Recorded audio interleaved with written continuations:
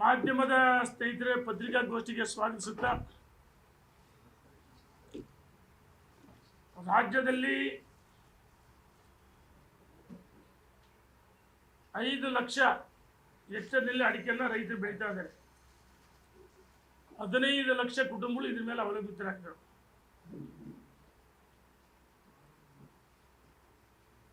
ಎಲ್ಲ ಒಂದು ಕಡೆ ಸರ್ಕಾರ ಸಿಗರೇಟ್ ಲಾಬಿಗೆ ಮಣಿದು ಪಾನ್ ಮಸಾಲ ಗುಟ್ಕಾ ನಿಷೇಧ ಮಾಡ್ತೀವಿ ಅಂತೇಳಿ 13ನೇ ತಾರೀಕು ಆಹಾರ ಇಲಾಖೆ ಆದೇಶ ಮಾಡಿದರು. ಅದೇ ದಿವಸ ನಮ್ಮ ಆರ್ಗ ಜ್ಞಾನೇಂದ್ರ ನೇತೃತ್ವದಲ್ಲಿ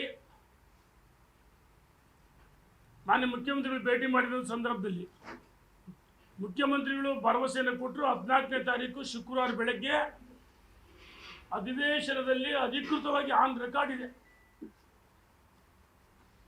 ಅಡಿಕೆ ಬೆಳೆಗಾರರ ರಕ್ಷಣೆಗೆ ನಾವು ಬದ್ಧ ಅಂತ ಹೇಳಿದರು. ನನ್ನ ಗಮನಕ್ಕೆ ಬಂದಿಲ್ಲ. ಆಹಾರ ಇಲಾಖೆ ಕಾರ್ಯದರ್ಶಿ ಪ್ರಧಾನ ಕಾರ್ಯದರ್ಶಿಗಳಿಗೂ ಮಾತಾಡಿದರು, ನಿಷೇಧವನ್ನು ವಾಪಸ್ ಪಡಿತೀವಿ ಅಂತ ಹೇಳಿದರು. ಕೆಲವೇ ಗಂಟೆಗಳ ನಿಮಿಷಗಳಲ್ಲಿ ಆರೋಗ್ಯ ಸಚಿವರು ಯಾವುದೇ ಕಾರಣಕ್ಕೂ ಗುಟ್ಕಾ ಏನು ಪಾನ್ ಮಸಾಲೆ ಇದೆ ನಿಷೇಧ ವಾಪಸ್ ಪಡೆಯಲ್ಲ ಅಂತ ಹೇಳಿದರು. ಅಂದರೆ ಎಲ್ಲ ಒಂದು ಕಡೆ ಮಾನ್ಯ ಮುಖ್ಯಮಂತ್ರಿಗಳು ಆರೋಗ್ಯ ಸಚಿವರ ಮಧ್ಯೆ ಸಾಮರಸ್ಯ ಇಲ್ಲ. ಬಹುಶಃ ಇಲ್ಲ, ನೀನು ಹತ್ತಂಗೆ ಮಾಡಿ ನಾವು ಸತ್ತಂಗೆ ಮಾಡ್ತೀವಿ ಅಂತ ಹೇಳಿರ್ಬೋದು. ಮತ್ತು 15ನೇ ತಾರೀಕು ಬೆಂಗಳೂರಲ್ಲಿ ಪುನರುಚ್ಚಾರ ಮಾಡಿದ್ರು ಆರೋಗ್ಯ ಸಚಿವರು. ಆರೋಗ್ಯಕ್ಕೆ ಹಾನಿಕರ ಅಂತ ಹೇಳ್ತಿಲ್ಲ, ನಾವು ಕೇಳ್ತೀವಿ, ಸನ್ಮಾನ್ಯ ಸಚಿವರೇ, ಧೂಮ್ರಪಾನ ಆರೋಗ್ಯಕ್ಕೆ ಹಾನಿಕಾರ ಅಂತಿದೆ, ಮದ್ಯ ಸೇವನೆ ಹಾನಿಕಾರ ಅಂತಿದೆ ಆರೋಗ್ಯಕ್ಕೆ. ಹಂಗೆ ನಿಮಗೆ ಇಚ್ಛಾಶಕ್ತಿ ಇದ್ದರೆ ಸಿಗರೇಟ್ ಬ್ಯಾನ್ ಮಾಡಬೇಕು, ಮದ್ಯ ಬ್ಯಾನ್ ಮಾಡಬೇಕು. ಮಾನ್ಯ ಮುಖ್ಯಮಂತ್ರಿಗಳು ಆರೋಗ್ಯ ಸಚಿವರನ್ನ ಇದು ರೈತ ವಿರೋಧಿ ಸರ್ಕಾರ, ಮಾನ್ಯ ಮುಖ್ಯಮಂತ್ರಿಗಳು ತಕ್ಷಣ ಆರೋಗ್ಯ ಸಚಿವರನ್ನ ವಜಾ ಮಾಡಬೇಕು. ನೀವು ಅಧಿವೇಶನದಲ್ಲಿ ಹೇಳಿಕೆಯನ್ನು ಕೊಟ್ಟಿದ್ದೀರಿ. 14ನೇ ತಾರೀಕು ಶುಕ್ರವಾರ ಆರೋಗ್ಯ ಸಚಿವರು ಈ ರೀತಿ ದ್ವಂದ್ವ ಹೇಳಿಕೆಯನ್ನು ಕೊಡ್ತಾ ಇದ್ದಾರೆ, ರೈತ ವಿರೋಧಿಯಾಗಿ. ಹಳ್ಳಿಗಳಲ್ಲಿ ಗಾದೆ ಹೇಳ್ತಾರೆ, ಅಡಿಕೆಗೆ ಹೋದ ಮಾನ ಆನೆ ಕೊಟ್ಟು ಸಿಗಲ್ಲ ಅಂತ ಹೇಳ್ತಾರೆ. ಇವತ್ತು ಅಡಿಕೆ ನಮ್ಮ ರೈತರು ವಾಮ ಮಾರ್ಗ ಇಲ್ಲ, ಇಲ್ಲಿ ವಾಮ ಮಾರ್ಗದಲ್ಲಿ ಏನೇನು ಆಗಬೇಕು ಎಲ್ಲಿ ನಡೀತದೋ ಸರ್ಕಾರ ಕಳೆದಂತೆಗಳು. ರೈತ ತನ್ನ ಬದುಕು ಹಸನ ಆಗ್ಬೇಕಂತೇಳಿ ಅದ್ರ ಮೇಲೆ ಅವಲಂಬಿತರಾಗಿದ್ದಾರೆ. ಅಡಿಕೆ ಬೆಳೆಗಾರರು ಅಡಿಕೆ ಮೇಲೆ ಮಕ್ಕಳು ಮದುವೆ, ಮಕ್ಕಳು ಶಿಕ್ಷಣ, ಭವಿಷ್ಯ ಅಥವಾ ಮದುವೆ, ರೈತರು ಯಾರು ಒಳ್ಳೆ ಮನೆ ಕಟ್ಟಬಾರ್ದ? ನಾವು ಕೇಳ್ತೀವಿ ಮಾನ್ಯ ಮುಖ್ಯಮಂತ್ರಿಗಳಿಗೆ, ಯಾಕೆ ಮೌನವಾಗಿದ್ದೀರಿ? ಮಾನ್ಯ ಮುಖ್ಯಮಂತ್ರಿಗಳೇ, ನಿಮ್ಮ ಆರೋಗ್ಯ ಸಚಿವರು ಈ ರೀತಿ ಹೇಳಿಕೆಯನ್ನು ಕೊಡ್ತಾರೆ ಅಂದರೆ ನಿಮ್ಮ ವಿರುದ್ಧವಾಗಿ, ಕೇವಲ ರೈತರ ವಿರುದ್ಧ ಅಲ್ಲ, ಮಾನ್ಯ ಮುಖ್ಯಮಂತ್ರಿಗಳು ಅಧಿವೇಶನದಲ್ಲಿ ಆನ್ ರೆಕಾರ್ಡ್ ಹೇಳಿದ ಮೇಲೆ ನೀವು ಮಾತಾಡ್ತಾರೆ ಅಂದರೆ ನಿಮ್ಮ ಮಧ್ಯೆ ಸಾಮರಸ್ಯ ಇಲ್ಲ. ಬಹುಶಃ ಎಲ್ಲ ಒಂದು ಕಡೆ ಮುಖ್ಯಮಂತ್ರಿ ಕುರ್ಚಿಗೆ ಕಂಟಕ ಇವರು, ಅದಕ್ಕೋಸ್ಕರ ಇವರು ವಜಾ ಮಾಡ್ಬೇಕಂತೇಳಿ ನಾವು ಸನ್ಮಾನ್ಯ ಮುಖ್ಯಮಂತ್ರಿಗಳನ್ನ ಒತ್ತಾಯ ಮಾಡ್ತೀವಿ. ಮಹಾರಾಷ್ಟ್ರದಲ್ಲಿ 40 ಲಾರಿಗಳನ್ನು ಅಲ್ಲಿ ಆಹಾರ ಇಲಾಖೆಯರು ಅಡಿಕೆಗೆ ಬಣ್ಣ ಮಿಶ್ರಣ ಅಂತೇಳಿ ತಡೆ ಹಿಡಿದ್ರು.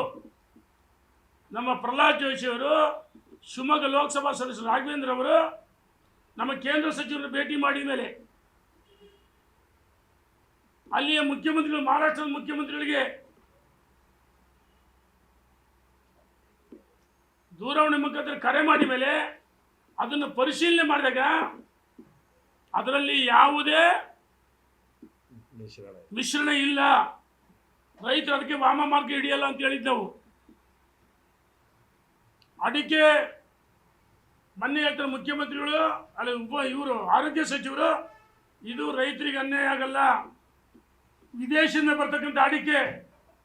ಅರೆ ನಮ್ಮ ಕೇಂದ್ರ ಸರ್ಕಾರ, ನರೇಂದ್ರ ಮೋದಿಯವರ ಸರ್ಕಾರ ಹಿಂದೆ UPA ಸರ್ಕಾರ ಇದ್ದಾಗ ವಿದೇಶದಿಂದ ರಫ್ತಾಗ್ತಾ ಇತ್ತು, ಅದನ್ನ ಬ್ಯಾನ್ ಮಾಡಿದ್ದಾರೆ. ಈಗ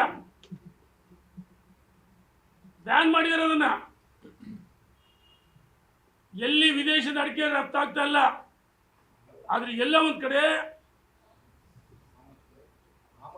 ಅಲ್ಲ ರಫ್ತಲ್ಲ, ಆಮದು ಆಗ್ತಾ ಇಲ್ಲ, ಕ್ಷಮೆ ಇರಲಿ, ಆಮದು ಆಗ್ತಾ ಇಲ್ಲ, ವಿದೇಶದಿಂದ ತರಿಸ್ಕೊಳ್ತಾ ಇಲ್ಲ, ಅದನ್ನು ಸಂಪೂರ್ಣವಾಗಿ ತಡೆ ಹಿಡಿತಾರೆ.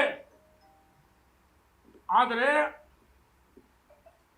ಅವರು ಒಂದು ಮಾತನ್ನು ಹೇಳಿದ್ದಾರೆ, ಹಿಂದೆ 2014 ಇದೇ ಹೇಳಿದ್ರು, ನಾವು ಧರಣಿ ಸತ್ಯಾಗ್ರಹ ಮಾಡಿದ್ವಿ, UT ಖಾದರ್ ನನಗೆ ಕರೆ ಮಾಡಿದ್ರು. ಇವತ್ತು ಗುಟ್ಕಾ ನಿಷೇಧ ಅಂದ ತಕ್ಷಣ 54,000 ಇತ್ತಂತ ಅಡಿಕೆ, 55 ಇತ್ತು. 48,000 ಕೇಳೋರಿಲ್ಲ, ಅಡಿಕೆ ಯಾರು ಖರೀದಿ ಮಾಡ್ತಾ ಇಲ್ಲ. ರೈತರಿಂದ ಕಾಯಿರ್ತೀವಿ ಅಂತ ಹೇಳ್ತಿದ್ದಾರೆ ಇವರು. 48,000 ಮಾರ್ಕೆಟ್ ದರ ಇದ್ರು, ಯಾರು ಕೇಳೋರೇ ಇಲ್ಲ, ಖರೀದಾರು ಮುಂದೆ ಬರ್ತಾ ಇಲ್ಲ. ಹಾಗಾಗಿ ನಾವು ಹೇಳ್ತಾ ಇದೀವಿ, ಹೋರಾಟ ರೈತ ಪರ ಜನಪರ ಹೋರಾಟವನ್ನ ಭಾರತೀಯ ಜನತಾ ಪಾರ್ಟಿ, ನಮ್ಮ ರೈತ ಮೋರ್ಚಾ ಯಾವತ್ತೂ ಮಾಡ್ಕೊಂಡು ಬಂದಿದ್ದೀವಿ. ತಕ್ಷಣ ಆರೋಗ್ಯ ಸಚಿವರ ಕೈ ಬಿಡಬೇಕು.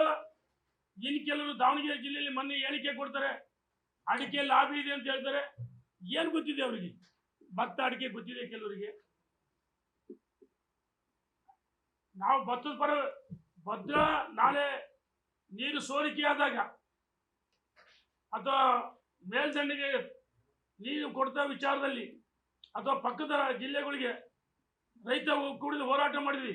ನಾವು ಮೆಕ್ಕೆಜೋಳ, ಭತ್ತ, ಕಬ್ಬು, ಅಡಿಕೆ, ಟೋಟಲಿ ತೋಟಗಾರಿಕೆ ಕೃಷಿ ಬೆಳೆ ರೈತರ ಪರವಾಗಿ ನಾವದೀವಿ.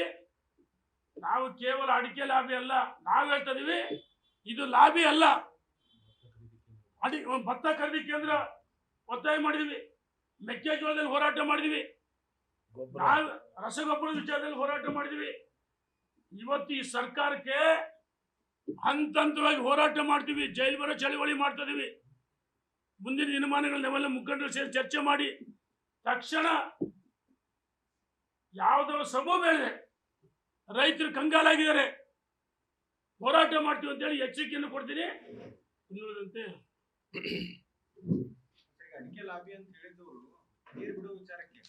ಅದೇನ ಆ ರೀತಿ ಮಾತಾಡಬಾರ್ದು.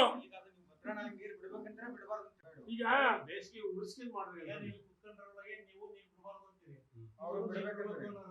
ಅದಕ್ಕೆ ನಮ್ಮಲ್ಲಿ ಗೊಂದಲ ಬೇಡ. ಈಗ ನಮ್ಮಲ್ಲಿ ಅದಕ್ಕೆ ಹೇಳೋದು, ಈಗ ಅದರಲ್ಲಿ ನಮ್ಮ ನಾಯಕರು ರವೀಂದ್ರನಾಥ್ ಇದ್ರು, ಇದರಲ್ಲಿ ಕೆಲವರು ಭಾಗವಹಿಸಿಲ್ಲ ಅಂತಲ್ಲ. ಆದರೆ ಪ್ರಸ್ತುತ ಈಗೇನಾಗಿದೆ ಅಂದ್ರೆ ಸಂಘರ್ಷ ಬೇಡ. ಈಗ ಬೇಸಿಗೆ ಇಷ್ಟು TMC ನೀರು ಬೇಕು, ಕುಡಿಯೋ ನೀರು ರಿಸರ್ವ್ ಇದೆ.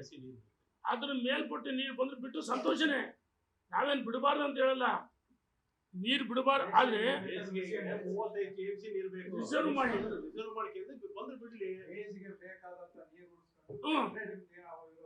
ಖಂಡಿತ ಇಲ್ಲ. ಬೇಸಿಗೆ ಫಸ್ಟ್ ಇಂಪಾರ್ಟೆಂಟ್, ಬೇಸಿಗೆ ಬೆಳೆ. ಈಗ ಹಂಗೆ ಮಳೆಗಾಲ ಆಗ್ತದೆ, ಮಳೆ ಬರ್ತದೆ ತಿಂಗಳಿಗೆ.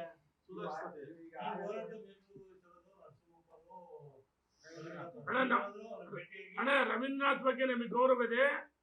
ನಾವು ಇನ್ನೊಂದು ಮಾತಾಡ್ತೀವಿ, ಮಾನ್ಯ ಮುಖ್ಯಮಂತ್ರಿಗಳನ್ನ, ಈಗೇನು ತುಂಗಾ ಲಿಫ್ಟ್ ಇದೆಯಲ್ಲ, ನಾವೆಲ್ಲ ಮಾತಾಡಿದ್ವಿ. ಮಾನ್ಯ ಮುಖ್ಯಮಂತ್ರಿಗಳನ್ನ ಇನ್ನು 30 ಕೋಟಿ ಹಣ ಬಿಡುಗಡೆ ಮಾಡಬೇಕು, ಆ ಲಿಫ್ಟ್ ಕ್ಲಿಯರ್ ಆಗ್ಬೇಕಂದ್ರೆ. ಮುತ್ತಿನಕೊಪ್ಪ ನಾವೆಲ್ಲ ವಿಸಿಟ್ ಮಾಡಿದ್ವಿ, ಅಧಿಕಾರಿಗಳು ಹೇಳಿದ್ರು. ಯಡಿಯೂರಪ್ಪನವರು ಇದ್ದಾಗ 324 ಕೋಟಿ ಕೊಟ್ಟು ನಾಲೆ ಆಗಿದೆ, ಅಲ್ಲಿ 42,000 HP ಮೋಟರ್ ಕೂರಿಸಿದ್ರೆ ಜಾಗದಲ್ಲಿ ಎಲ್ಲ ರೆಡಿ ಇದೆ. 80% ವರ್ಕ್ ಆಗಿದೆ. 90% 90% ವರ್ಕ್ ಇನ್ನು 30 ಕೋಟಿ ಬಿಡುಗಡೆ ಮಾಡಕ್ಕೂ ಮಾನ್ಯ ಮುಖ್ಯಮಂತ್ರಿಗಳನ್ನ ನೀರಾವರಿ ಸಚಿವರು ಭೇಟಿ ಮಾಡ್ತೀವಿ. ಮತ್ತು ಫಾರೆಸ್ಟ್ ಕ್ಲಿಯರೆನ್ಸ್ ಆಗಿದೆ, ಅಲ್ಲಿ ಅಧಿಕಾರಿ ಅರಣ್ಯ ಸಚಿವರನ್ನ ಭೇಟಿ ಮಾಡ್ತೀವಿ, ಎಲ್ಲರೂ ಸೇರಿ ಇಷ್ಟಲ್ಲೇ ಭೇಟಿ ಮಾಡ್ತೀವಿ. 17.4 TMC ನೀರು ನಮಗೆ ಬರುತ್ತದೆ ತುಂಗಾದಿಂದ ಭದ್ರಾಕ್ಕೆ. ತುಂಗಾದಿಂದ ನೀರು ಬಂದ್ಮೇಲೆ ಭದ್ರಾ ಮೇಲ್ದಂಡೆ ನೀರು ಬಿಡೋಕೆ ಅಲ್ಲಿವರೆಗೆ ಬಿಟ್ಟರೆ ಸಹಿಸಲ್ಲ, ಉಗ್ರವಾದ ಹೋರಾಟ ಮಾಡ್ತೀವಿ ನಾವು. ಫಸ್ಟ್ ತುಂಗಾದಿಂದ 17.4 TMC ಇದೆಯಲ್ಲ, ಆ ನೀರು ಭದ್ರಕ್ಕೆ ಲಿಫ್ಟ್ ಮಾಡಲಿ, ಅದಾದ್ಮೇಲೆ ಕೊಳ್ಳಿ ಅವರಿಗೆ. ಹಿಂದೆ ಷರತ್ತಾಗಿದ್ದಂಗೆ ಅಗ್ರಿಮೆಂಟ್ ಆಗಿರೋದು ಸರ್ಕಾರದಲ್ಲಿ ಆಗಿದೆ. ಯಡಿಯೂರಪ್ಪನವ್ರ ಮುಖ್ಯಮಂತ್ರಿಗಳು, ನಾವೆಲ್ಲರೂ ಇದ್ವಿ, ಶಾಸಕರುಗಳು. ಹಾಗಾಗಿ ಲಿಫ್ಟ್ ಮಾಡೋಕ್ಕೆ ವಿಚಾರದಲ್ಲಿ ಮಾನ್ಯ ಮುಖ್ಯಮಂತ್ರಿಗಳ ಫಾರೆಸ್ಟ್ ಕ್ಲಿಯರೆನ್ಸ್ಗೆ ಅರಣ್ಯ ಸಚಿವರು ಭೇಟಿ ಮಾಡ್ತೀವಿ ಮತ್ತು ನೀರಾವರಿ ಸಚಿವರು ಭೇಟಿ ಮಾಡ್ತೀವಿ. ಇನ್ನೊಂದೇ ಮಾಹಿತಿನ